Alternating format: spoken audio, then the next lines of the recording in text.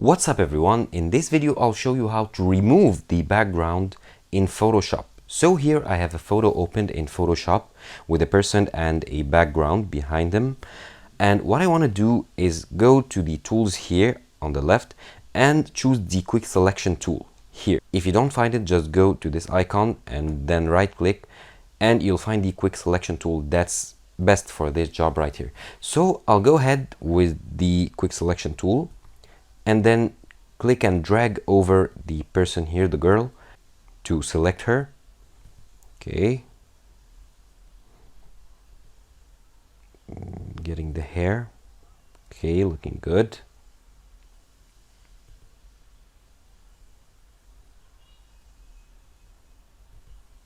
Okay. Now, as you can see, there is part of the background selected, so I'll hold Alt key and then deselect the background. Okay, part of the arm is selected. Okay, that's good enough. Now you can go ahead and invert the selection and delete the background, but the way I like to do it is to create a mask so that the original photo doesn't get destroyed, or you can delete the mask at any time if you change your mind. So let's go ahead with the girl selected. Let's go ahead and click on the mask icon here and it'll create a mask here.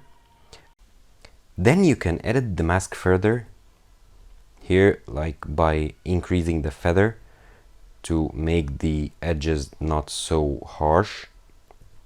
And then you can save the photo as a PNG with a transparent background, or get a new photo and put it in the background of this one. Thank you for watching this video. Subscribe to Online Success and click on the video on the screen for more help.